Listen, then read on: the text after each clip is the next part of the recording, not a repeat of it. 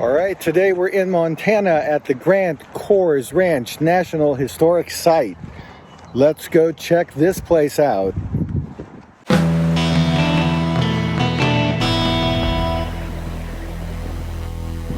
found this place listed in the National Park passport book that I have, so it made it on the itinerary. It's about an hour out of Helena. We are gonna go check out this historic ranch. So we got there and it was a beautiful day, very clear, blue skies, beautiful clouds, and I had no idea what to expect. And then we made our way towards the museum area, I guess you would call it. The museum itself was the ranch and the buildings and the outbuildings that were on this ranch and the home that the ranch owners lived in. So that's what it was, but it was more and more fascinating as we walked through it. I think it was one of those things we enjoyed it. I think we went in every building there was and tried to take in as much as we could. Yeah, again, not knowing what this place was going to be, I had no preconceived notions of what to expect. So this was one of those places that walking on the entirety of the premises just seemed like everything was a surprise. So it was kind of neat that way. It is an actual historic site, and it is dedicated to the interpretation of the frontier cattle ranching era. The location was the home of the famous cattle kings of Montana, Grant-Kohrs, whose land holdings once stretched over 1 million acres. It was built in 1862 by Johnny Grant, who had sold it to the Kohrs family after he left. It was kind of ideal for cattle and horses because it had a lot of grassland and water that was, needed for that type of ranching. There's a lot of things you're going to see here. Now, because it's owned by the National Park Services, they do have rangers that actually work the ranch. It is an actual working ranch. Hi. Hello. How are you? There is about 100 cattle, there's horses, but it is a working cattle ranch. Yeah, and it's the only working ranch, is my understanding, in the whole national park system. It has nearly 10 miles of ranch roads and trails that you can hike. And the last thing that you'll see here are 88 historic buildings that have been preserved on this 1,600-acre working cattle ranch where the frontier cattle era lives on. And that, to me, was probably the most intriguing, interesting thing to me. Yeah, we asked somebody as we were there if this was just kind of all for a show, but then as we were seeing all the horses and all of the workings going on there, we thought, that's a lot of work to put on for something that's just for show. And they said, no, indeed, this is it's an actual working ranch. And they raise cattle for meat. You're also going to see their bunkhouses, there's tack rooms, there's a blacksmith shop, there's a lot of barns, there's a buggy shed that has buggies in it that you can view, there's a granary, and just more. There's just much more than that. There's just so many buildings here, and they give you a chance to peek in every one of them. And of course, Julie didn't see any sign that says, do not climb into the attic. Oh, yeah. Huh? The hay was up there? Yeah, great farmhand.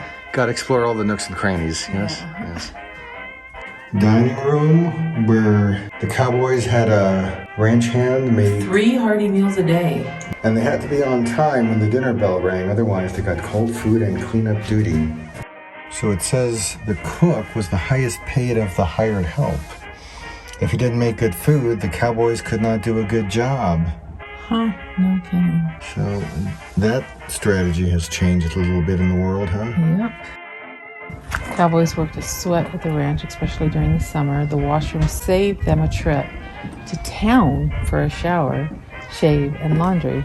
One of the rules of the ranch was the cowboy had to bathe once a week, whether he needed it or not. It smelled good once a week. This is the laundry. This is a very elaborate looking stove from P.D. Beckwith in Michigan. Sink, With the added go. running water? Yeah. Oh. You just take a can, put some holes in it, nail it to the wall. You got a soap dish. Voila! It's raining. Don't throw away your cans. Make soap dishes. Shower? Shower.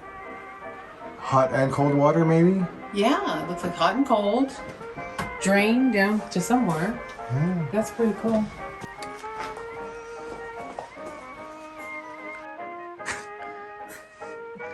So we had walked around and we did encounter some people that were working the ranch. I would call one of them an actual cowboy because I guess he'd been there for a very long time and he just rides the horse around the property and takes account of what's going on. And we got a chance to talk to him, and he had been there for quite a number of years. So it was interesting to talk to him. It's open air, so be prepared if you're coming in and there's weather. But even if there is a little weather, you can still view things and see things. A lot of these things you enter into buildings so you can get out of weather if you need to. That has these beautiful paths around the ranch that you can walk around, and we did a little bit of that too. Mm-hmm. And I enjoyed it. It was just a really, really neat experience. So it was kind of fun to see. Mm-hmm. All that ranch life happening, before my eyes. And then the top off of everything was they served us some cowboy coffee. Right on the fire pit outside. That's right. It was probably Folgers, and she readily admits that. Yeah. But they cooked it on the campfire. Yeah. It was all about the experience. Yes, it was. Got your cowboy coffee there? I got my Folgers. That's okay. Well, this is a reenactment of I came off a long day rounding cattle, and I needed some coffee. So, here we go.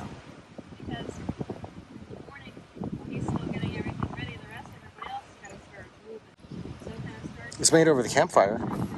Yes, it is. It's yes, made over yes. Open fire yeah. On a metal, like a steel kettle or something. Mm-hmm. There you go. And there's grounds in it.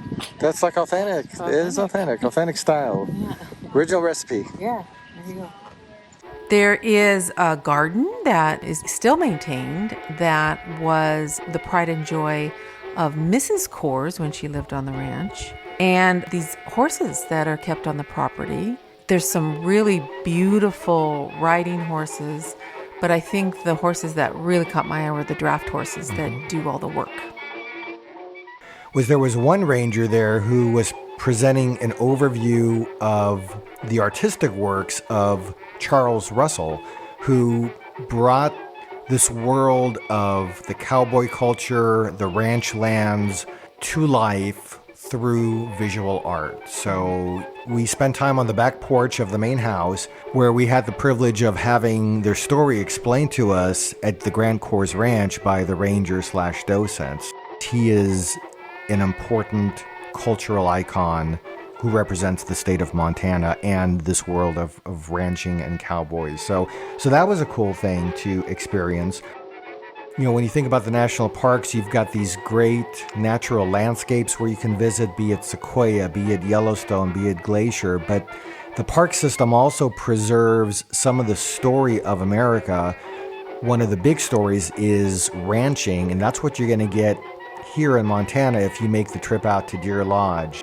We ended up spending about 3 hours at the site. So if you've got some more time to see some sites in Montana, I think this is a worthy one to add on your list. And a bonus is that it is a fee-free site, so it will cost you nothing other than your time and your gas money to get there. Yes, nice bonus.